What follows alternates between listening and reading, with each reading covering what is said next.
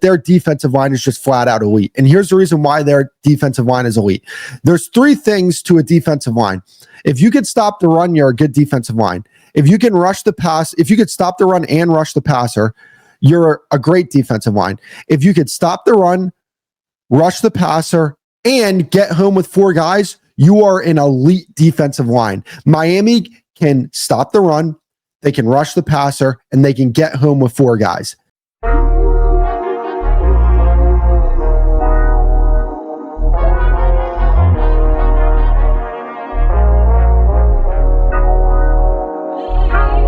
We are in week 4 of the college football season. And I believe that when you look at all of the teams in the country, to me, I think that Miami is the best team in the country. Now, am I beating my chest saying that? No, I just think that when you look at their roster, both offensively and defensively, offensively against Florida, they didn't click. They didn't get into a good rhythm. But I think that going forward, if they can find that rhythm offensively, and I think that they have the potential to do that, you're talking about an offense that can be balanced both in the passing attack and in the run game. I think that they're a dominant rushing attack. But if they can get that passing attack clicking with Carson Beck, Malachi Toney, and CJ Daniels, that could be something to really look out for. But what really sells me on Miami and why I think they're the best team in the country is because both their offensive and defensive lines are very good. And I think that their defensive line is just flat out elite. And here's the reason why their defensive line is elite. There's three things to a defensive line.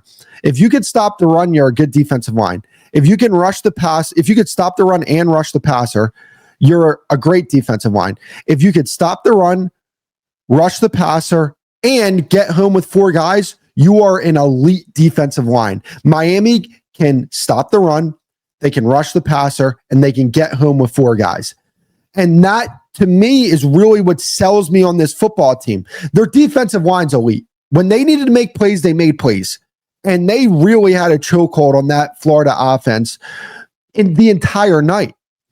But that, to me, is the selling point for Florida. They're going to win games because their defensive line is utterly elite. It's, to me, the best in the country. I think they're graded top 5 in both run stopping and pass rushing.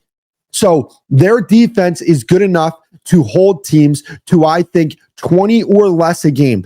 Can their offense score 20 or more a game? I think they can. I think if this offense starts clicking a little bit more with their passing attack, that is the only thing that concerns me about Miami. If they can't get on the same page with their passing attack, then that to me is something where I say, okay, that's a little bit of a red flag.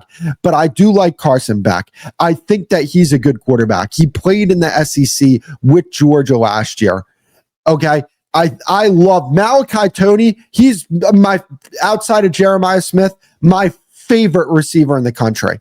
And not only that, what I love about Malachi Toney is that, I mean, true freshman, and this guy loves football. You could tell he wants to get in there and block people. And I respect that. Undersized wide receiver who actually wants to get involved in the run game when it comes to blocking.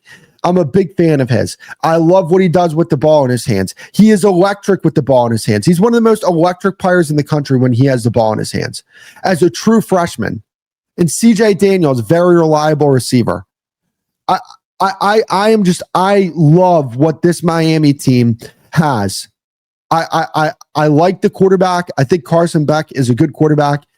Against Florida, it was a rough game for him. And that's the thing you deal with Carson Beck. A little bit inconsistent there. But I think that the way Miami combats Carson Beck's inconsistency is, hey, we're going to rely on our run game here. We have a very, very good run game. We have two running backs that can tote the rock. We have an offensive line that can win at the point of attack and really push teams and move guys. And okay, so we're running the ball effectively. Now what we're going to do is we're going to make things easier for you with play action. We're going to get the ball in Malachi Toney's hands. They have a lot of answers on this team that makes me say, okay, the way you're going to combat Carson Beck's inconsistency is to press the easy buttons on this team, which is, again, running the football, building play action off it, and getting the ball in Malachi Tony's hands. And when you have a defense that's as elite as Miami's defense, it makes the game way easier for the quarterback. Because if you're telling the quarterback, hey, we need you to only put up 20 points and we stand a really good chance, I think that your defense can play under those standards. And I personally think that Miami has the best defensive player in the country, Ruben Bane Jr. Ruben Bane Jr. is an absolute freak show.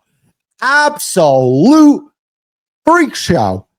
This guy, if we're grading players for the 2025 NFL or 2026 NFL draft, he's the number one player in this class. He's the best player that I've seen in the country so far this year. I mean, you talk about a guy that, he gets double teamed in the run game and holds up on double teams. You can't run at the guy. He's physical at the point of attack. He's powerful when he needs to be powerful. He can rush with speed when he needs to rush with speed. He has pass rush moves. This guy, to me, is the best player in the country. Outside of Jeremiah Smith, the best player in the country. And you want to know what? I would say this. Is he better than Caleb Downs? I don't know. He might be. He might be a better defensive player than Caleb Downs. That's how high I am on Ruben Bane. Ruben Bane is incredible. He is the anchor of this Miami defense. And he's a guy that I look at and say, hey, this defense is elite, and he's a big reason why this defense is elite. I'm very impressed with how Miami plays defensively. And not only that, again, it's about getting stops when you need to get stops. And that's what I really liked about Miami in this game. It wasn't a pretty game. Not every game's going to be pretty. Hey, Florida looks like a team that they may be able to make the game ugly no matter who they play, right? We saw that against LSU. Florida turned the ball over 5 times against LSU. And you want to know what LSU did offensively? I think they put up 20 points last week offensively. Was that because Florida's defense is actually really good? And mind you, Florida was missing some of their best defensive linemen in this game. So, when we look at that and say, and we compare what LSU did and what Miami did, I'm going to look at that and say, okay, the game's probably not as pretty for Miami if they have those defensive linemen in there, but I still think they win this game. So to me, overall, when it comes to Miami, if they can just figure out their passing attack, and they have a veteran quarterback, they have weapons on the outside, if they can figure that out, they're going to be a team to be reckoned with.